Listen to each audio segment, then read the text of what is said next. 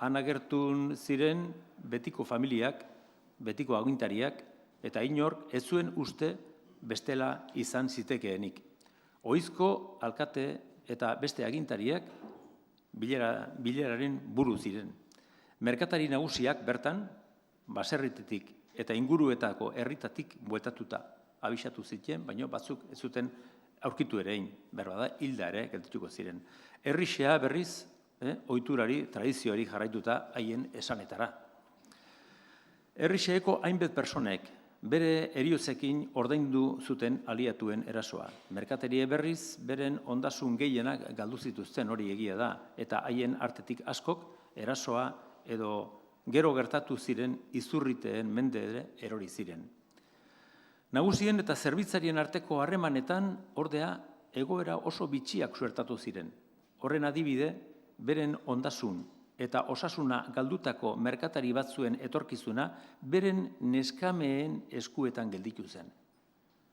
Testamentuetan agertzen diren testigantzen arabera, aurretik nagusi izandakoak haien etxeko neskameek atera zituzten aurrera, miseri gorrian gelditu zirelako.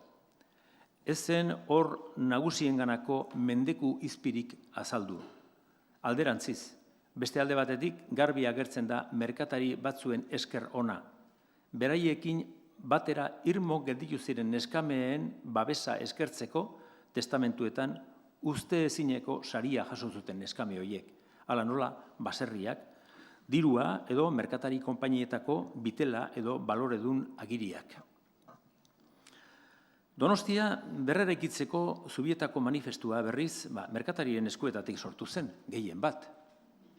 Aurreko egoera zaharrera bueltatzeko asmoak beraiak izan ziren.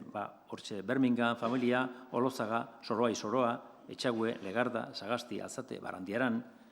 Garbi dago beren interesak defendatzeko joan zirela, baina baita Donostiarenak ere. Jende xeak ez zuen besterik espero. Gainera, aipatutako merkatarien ondasunak kinka larrian zeuden. Aurretik aipatutako Barandiaran adibidez, Ameriketako negozioak erabat etenda zeukala, itsasoa ingelesen esku zegoelako zor handiak zeuzkan, setioa zerala eta. Eta hoiek kitatzeko azkenean, gelditzen zitzaizkion ondasunak ere erabat galdu zituen. Merkatari oso importantea izan da. Beste hainbat, merkatari batez ere neurri txikikoak miserian gelditu ziren, gerrate eta hiriaren suntxiketaren ondorioz. Batzuk gehiago, besteak gutxiago, baina garbi dago denak sufritu zutela eta askok bere onera bueltatzeko betarik ez zutela izan. Zer esanik ez, Donostiar merkatariek berekoiak ziren, ez dago besterik pentsatzerik, eta sutearen ondoren horrela jarraitu zuten. Baina baziren etorkizuna begi modernoekin ere begiratzen zutenak ere. Horren adibide, hiri berria berreraikitzeko planak aurkeztu zirenean, bi talde kontra jarriak agertu ziren. Batzuk, lehengo Donostia berdinera bueltatu nahi zutenak, beren lur eta solairu interesak defendatzeko, nik ez du nahi, nire etxea egon zantokia nolabait ikutu zezaten, beste batzuk berriz, hiri berri eta moderno bat eraikitzeko aukera ikusi zuten suntxiketa ondoren. Proiektua erdibidean gelditu zen, eta beste mende erdi igaro beharko zen, hiribilduko erresiak bota eta Donostian bide berriak eraikitzeko. 1873 urtean, hain zuzen ere, hau da nolabait, labur esan da merkatariek eta Donostien arteko harreman hori nik aipatu duena. Hortxe bukatuko dut.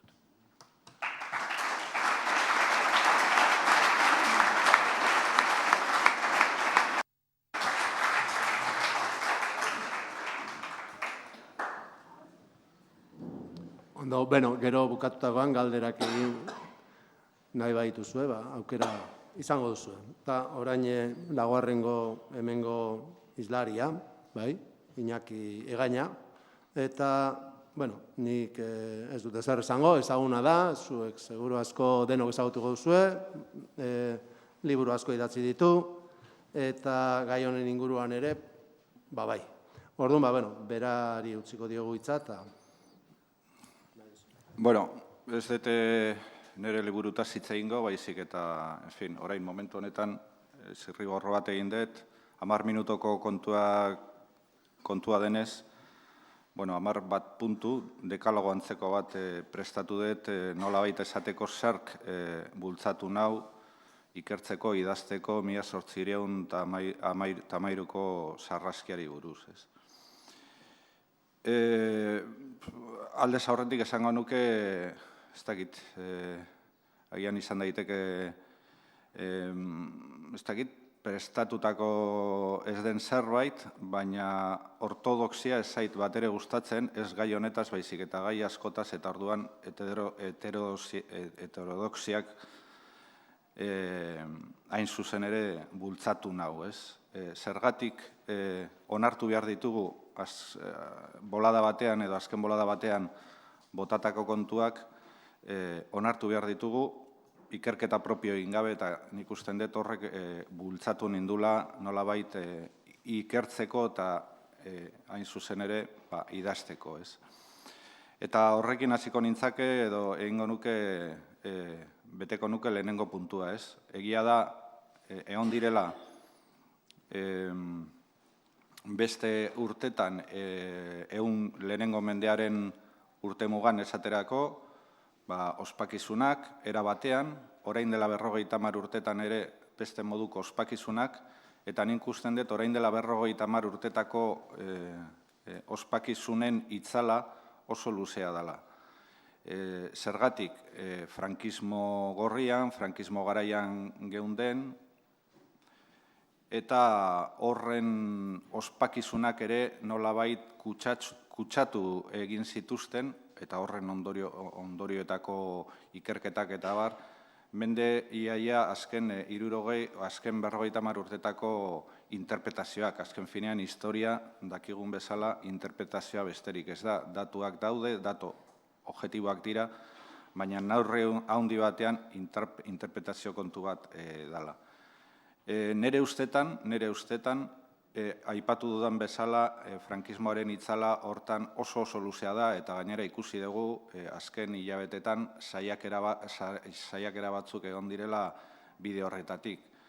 Militarrak eta armadak nagusiak izan ziren orain dela 50 urtetako ospakizunetan, desfile ikaragarria, ziur aski Donostian izandako handiena, potoloena, eta berpizteko ekitaldiaren aleginak egon dira jakingo dezutenez azken hilabetetan. Zorionez ez dituzte olako desfileak egingo.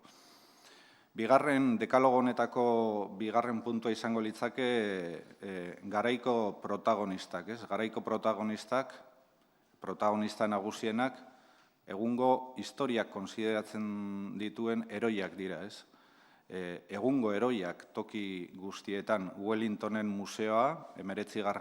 mendeko ziur aski Inglaterrako, naiz eta Irlandarra izan, Inglaterrako historiako pertsonai nagusiena, toki guztietatik, Waterlooren borrokaldiaren garailea eta bar, bide batez, esan dezakegu ere, Manuel Rey, Tuvenot, Soul eta Donostitik pasatutako general guzti horiek ere gaur egungo Pariseko garaipen arkoaren zintzelatutak daudela, euren izenak, Fletcher, Thomas Graham, Leit eta bar, konderriak eta Leitek badu estatua bat Westminsterren, en fin, Inglaterrako guztiak ere, nagusiak, armadako nagusiak ere, heroiak balira, eta gauza bera gertatzen da Castañosekin, ez? Castaños generalarekin egungo Espainiako gorenen artean dagola. Hirugarren puntua izango litzakela, gezurra nagusi izan zala garaia horretan, dakigunez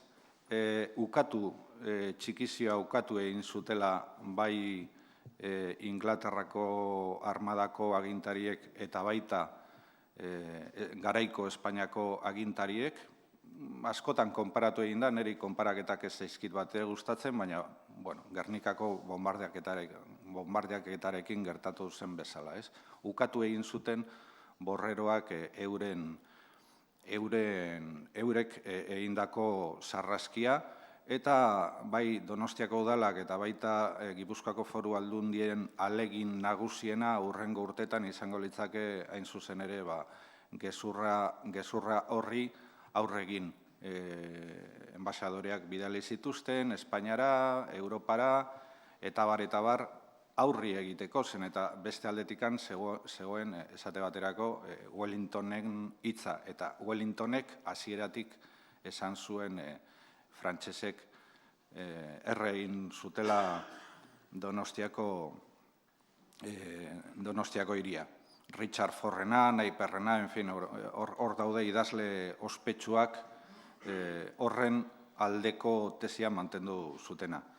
Laugarren puntua izango da, beti ikertu da Donostiako suntsiketa gauza bakar edo gertaera bakar balitz, eta nik usten dut testu ingurua, garai horretako testu ingurua, giroa eta nazioartekoen giroa funtsezkoa izango litzakela pixkat ikerketan hausnartzeko eta sakontzeko behintzat. Eta hori saiatu naiz nire liburutan. Tartean dago kolonien konkistak, Wellingtonen armada hain zuzen ere Indiako konkistatik zetorrela, Wellingtonen berak Arthur Wellesley, Wellington dukea, berak egondako han Indian egondakoa da, bere anaia esate baterako Indiako lehenengo gobernadorea, eta bar, ez.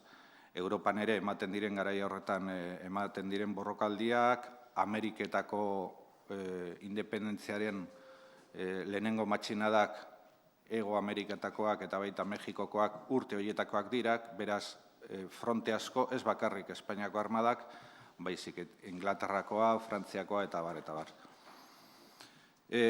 Bosgarren puntua izango litzake, aurrekoaren ondorioetako bat, hain zuzen ere, pasarte bakarra balitz ere hausnartzen da Donostiakoa historian, 1800 eta kaso 1808-tik 1813 gertatutakoa Iberiar peninsulan, baina nik usten dut Aitziberrek esan duen bezala, 18 urteko kontua da, ez? Konbentziotik hasita.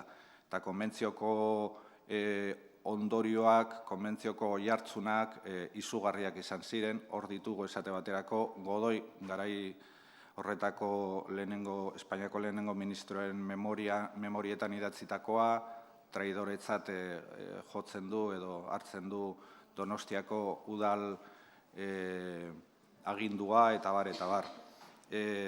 Garai horretan ere foruen aurkako eraso bortitza ere egon badago, fiskalitatearen aurkako erasoa, euskaldunak, eta bide batez donostiarrak soldaduzka egiteko aleginak, garai horretan ez zituztelako egiten, eta beharra handia zituzten, kalkulatzen zituzten 7.000 bat euskaldun lortuko zituztela, bidali behar zituztelako Ameriketako gerretara, ez?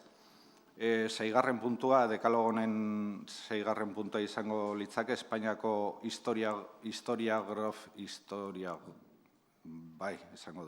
historiografia, hagiografia, ez?